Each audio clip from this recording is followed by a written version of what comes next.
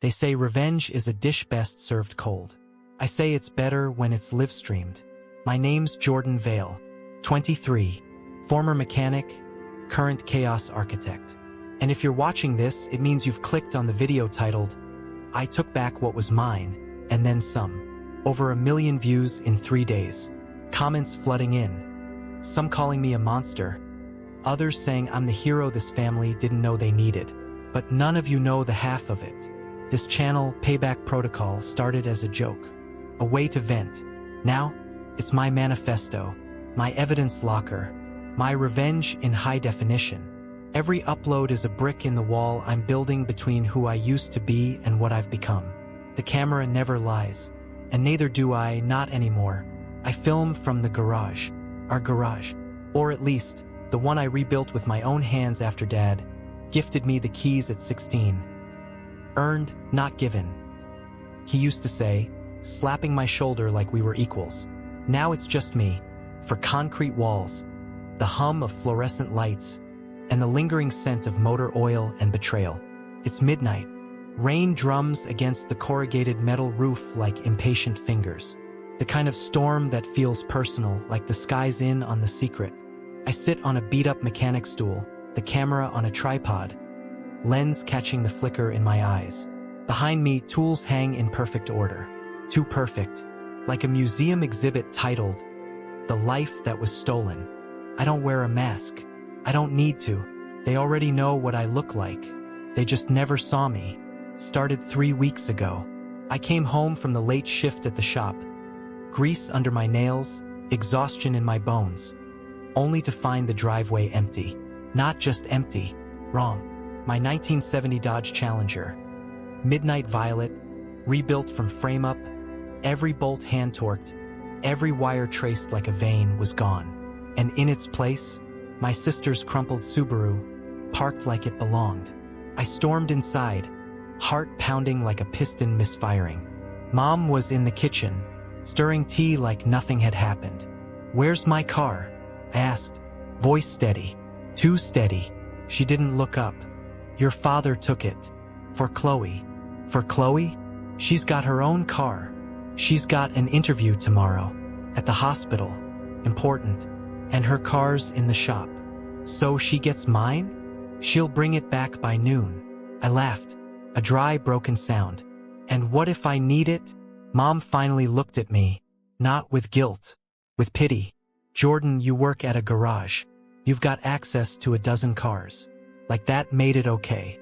Like I wasn't the one who spent 2 years restoring that car. Who skipped dates, holidays, sleep, just to hear that engine roar back to life. It wasn't just metal and glass. It was proof. Proof I could build something, fix something, be something. And they handed it over like it was a spare jacket.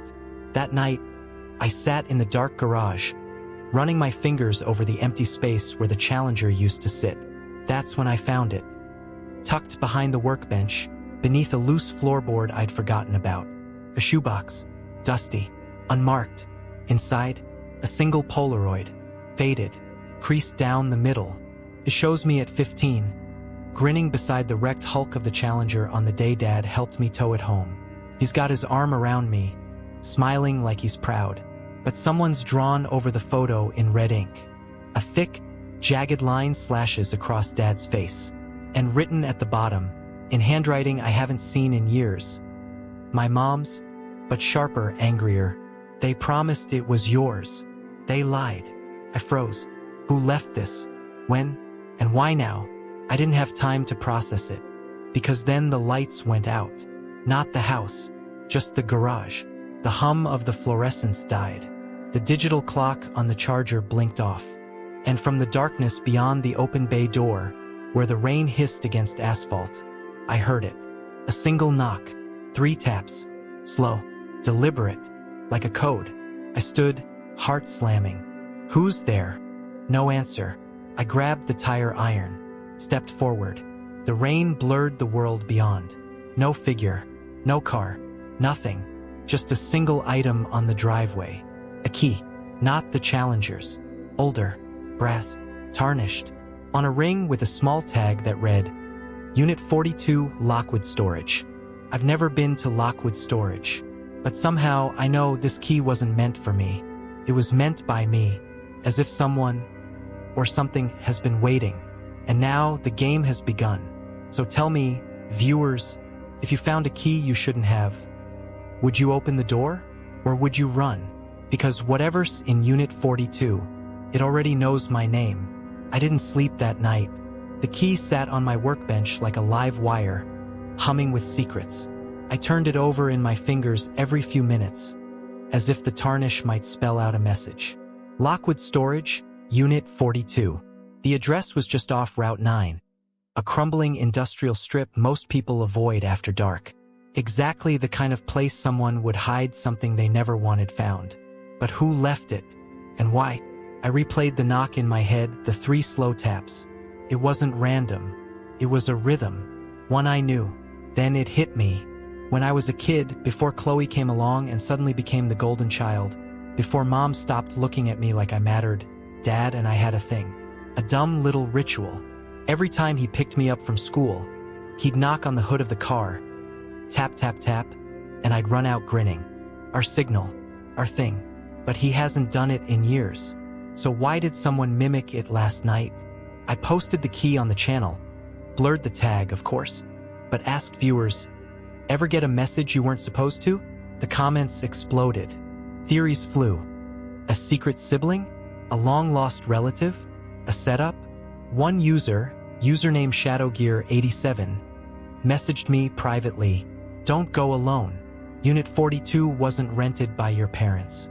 It was rented by you." My blood turned to ice. Impossible. I've never signed a storage lease in my life. But curiosity is a virus. And I was infected.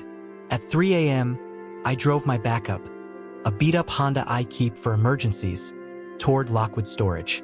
The storm had passed, but the air was thick with the smell of wet asphalt and rust. The facility was a row of dented steel units, most tagged with graffiti, security cameras dangling like broken eyes. Unit 42 was at the far end, half hidden behind a collapsed pallet of bricks. I hesitated. This was insane. I could be walking into a trap, a prank, or worse, something my parents set up to teach me a lesson. But then I thought of Chloe, cruising around in my car like she'd earned it, of Mom's dismissive tone, of Dad's silence, always silence when it mattered. I slid the key into the lock, turned with a gritty click. The door creaked open. Inside, dust, darkness, and a single object in the center of the concrete floor. Toolbox. My toolbox. The one I kept in the Challenger's trunk. Impossible. I checked the car before they took it. Empty. I stepped inside, pulse hammering, reached for the latch, and froze. Scratched into the metal lid, in jagged letters. You were supposed to protect her. Her? Chloe? I flung the lid open. No tools. Just a stack of manila envelopes. I grabbed the top one, tore it open. Photos spilled out. Me, at 16, working on the Challenger. Me, at 18, arguing with Dad in the driveway. Me, last week, leaving the garage late at night. Candid, recent, surveillance, and beneath them a document, a notarized agreement, dated 2 years ago. In the event of financial hardship or family emergency, the vehicle known as 1970 Dodge Challenger, VIN, redacted, shall be transferred temporarily to Chloe Vale for medical transport purposes. Signed by my parents, and impossibly my signature at the bottom. But I never signed this. It was forged. My hands shook. This wasn't just about the car. This was about control. Erasure. They were rewriting my life. And someone knew. Someone was feeding me proof. But why? I grabbed the other envelopes. One was labeled hospital. Inside, Chloe's medical records.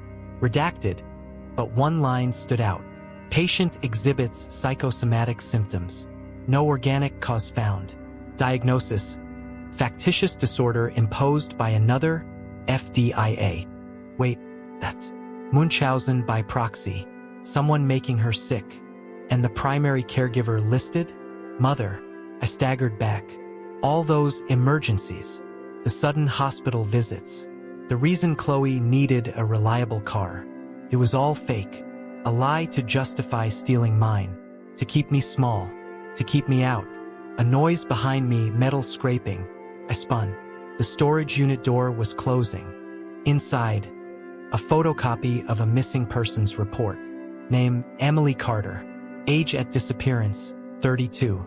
Last seen, October 12, 2003. Circumstances, vanished after dropping off daughter, Sophie Carter, age 5. At preschool. Presumed dead. Below it, a hospital document.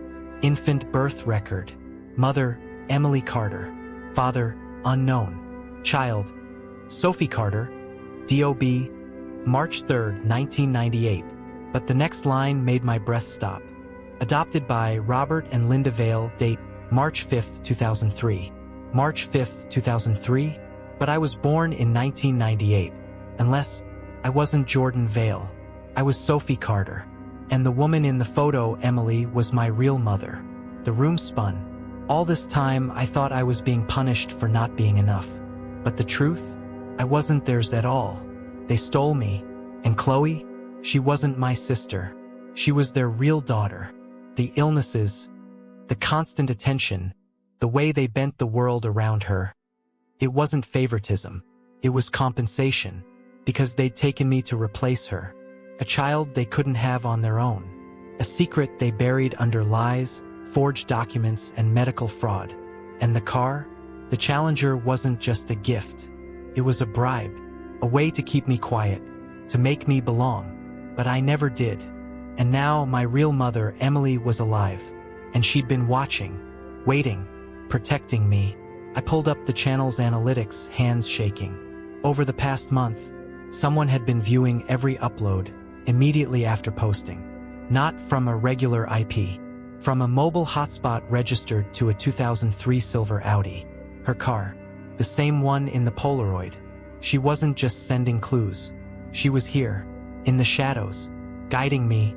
And then my phone buzzed. Unknown number. A single text. They know you found out. Don't go home. I froze. Too late. Headlights flared outside the garage. Not the Subaru.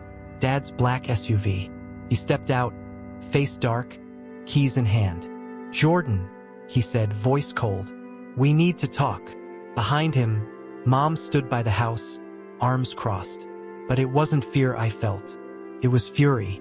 They didn't raise me. They stole me. And they thought I'd just accept it? I gripped the tire iron. But then Dad said something that stopped me cold. We didn't do it to hurt you, he said. We did it to save you. What? Emily, your real mother, she was unstable. Dangerous. She tried to kill you. My blood ran cold. Was it true? Or just another lie? I looked past him into the dark street. And there, at the end of the block, half hidden in the rain, was the silver Audi. Tail lights glowing like eyes. Watching. Waiting. And suddenly, the real question wasn't who to trust. It was, what if both of them were lying? And if I took my revenge, would I become just like them? The rain fell harder now, slicing through the air like needles. The garage light flickered, once, twice, casting jagged shadows across Dad's face. He took a step forward, keys still in hand. Jordan, please, he said. Let's talk inside. Jordan, not Sophie. They still wouldn't say my real name. I tightened my grip on the tire iron. My camera was still rolling, tripod steady, red light blinking. The world was watching. Millions of eyes on a moment that would define me. No more lies, I said, voice raw. Tell me the truth. About Emily. About me. Mom stepped forward, face pale. She wasn't stable. She believed people were after her. That we were part of some conspiracy. She took you, vanished for weeks. When we found you, her voice cracked. You were burned, scared. You didn't even recognize us. Burned. I whispered. Dad nodded. Her house caught fire. She started it. Said it was the only way to cleanse you. A memory surged, heat, smoke, a woman screaming. They'll never take you again. I buried it. But it was real. And now Emily, the woman I thought was my savior, was the monster who tried to kill me. Or was she? Because something didn't fit. If she was so dangerous, I said slowly, why keep the storage unit? Why leave me clues? Why not just disappear? Dad's jaw tightened. Because she's obsessed. She wants you back. Even if it destroys you. A siren wailed in the distance. But not police. Too soft. Familiar. Chloe's Subaru. She came barreling down the street, tires skidding on wet asphalt, and slammed to a stop behind Dad's SUV. She jumped out, no hospital scrubs, no interview suit. Just a hoodie, wild eyes, and my Challenger's keys clutched in her fist. You knew, she hissed at our parents. You knew I wasn't sick. Mom flinched. Chloe, not now. No, I found the files. The prescriptions you forged. The fake referrals. You made me sick so you wouldn't lose me like you lost her. She pointed at me. You stole her to replace me when I was born with heart defects. And when I got better, you kept the lie going because you couldn't stand being equal. Silence. Even the rain seemed to pause. Dad's face crumpled. We just wanted to protect you. By destroying him? Chloe spat. By stealing his car, his life, his name? I stared at her. Their daughter. The one they'd twisted into a performance of fragility. And in that moment, I saw it. I wasn't the only prisoner. Chloe had been trapped too. She turned to me, tears cutting through the rain. I took the Challenger back from Mom. I've been driving it all night, thinking, remembering. She held out the keys. This was never about her. It was about you. And I'm sorry. My throat closed. I didn't take the keys. Instead, I walked past them. Past the lies, the pain, the family that wasn't mine. I stopped at the edge of the driveway. The silver Audi was still there. Emily stood beside it, hood down now. Her face, my face, was lined with grief, fire still burning in her eyes. Sophie, she whispered. I flinched at the name. Then I raised the tire iron. Not at her, at the camera. One swift swing. The lens shattered. The red light died. The world stopped watching. This isn't for them, I said, loud enough for everyone to hear. This is for me. I turned back and made my choice. I walked to the Challenger, popped the hood, and with Chloe's help, we pulled out the GPS tracker hidden in the fender. Their tracker. The one they used to monitor me. Then I held it up. To everyone who's been watching, I said, voice steady. The truth is out. The lies are over.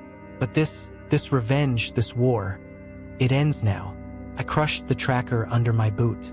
Then I turned to Emily. I don't know if you saved me or scared me, but I need to know everything. On my terms. She nodded, silent. I looked at Chloe. You deserve the truth too. And finally, at the parents who raised me, who stole me. I won't destroy you, I said, but I'll never call you Mom or Dad again. The rain slowed. The storm passed. But the silence that followed, that was louder than any engine. As I climbed into the Challenger, my car, my past, my future, Chloe whispered, where to?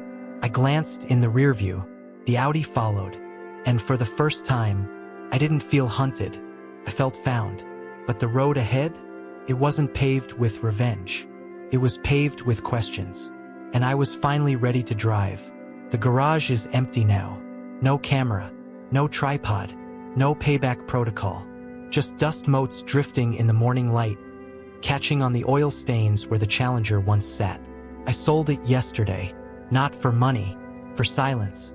The buyer, an old mechanic from upstate, didn't care about the story, the videos, the million views. He just saw a beautiful car in need of a new life. I told him to take good care of her. And then I walked away, because revenge isn't in the car. It's in the choice to let go. I live in a small apartment now just off the highway. Chloe visits every Sunday. We don't talk about Mom and Dad. We don't talk about the lies. We talk about us. Two kids raised in a house of smoke and mirrors, trying to find solid ground. She's applying to nursing school for real this time. Says she wants to help people who can't speak for themselves. I understand that. Emily, my mother, is staying in a cabin 2 towns over. We meet once a week. No grand reunions. No tearful confessions. Just coffee. Questions. Silence that doesn't feel like betrayal. She told me the truth about the fire. It was her, but not how they said. She didn't set it to cleanse me. She set it to hide me, because she knew they were coming. The Vales, the adoption agency, the system that erased her as an unfit mother because she was poor, because she was loud, because she fought. She burned the house to destroy records, to buy time, but they found me anyway, and they rewrote my life. I still don't know if I forgive her, or them, or even myself for the rage I fed, the world I exposed, the way I used pain as a weapon. But I'm learning. The channel is gone. Deleted. Every video, every comment, every lie and truth tangled together for strangers to dissect. Except one. The final upload. No title. Just 17 seconds of static. Then me standing in the garage, camera rolling. I used to think revenge would make me whole. I say voice quiet, but it just showed me how broken I already was. Then I turn off the light. The screen goes black. It's had 3.2 million views, and still counting. Last week I got a letter. No return address. Inside, a single photograph. Me, age 5, standing in front of a yellow house I don't remember, holding a red tricycle, smiling like I was safe. On the back, handwritten, "You were happy once, before they came. Don't let them take that too." I don't know who sent it, but I keep it on my nightstand. A reminder, not all wounds are from violence. Some come from love that's poisoned by fear. And some truths don't set you free. They just give you a heavier burden to carry. Chloe says I should write a book. Emily says I should rest. But sometimes, late at night, I sit on the fire escape and watch the city breathe. And I wonder, if I hadn't chased revenge, would I have found peace sooner? Or would I still be that kid in the garage, staring at an empty driveway, waiting for a car that was never really mine? The rain starts again. Soft, gentle, like a whisper, like 3 taps on metal. Tap, tap, tap. I close my eyes. And for the first time in years, I don't reach for the tire iron. I just listen. And somewhere, deep in the city, a silver Audi hums to life. Its headlights flicker on. And it drives, not toward me, but with me, into the quiet, into the unknown.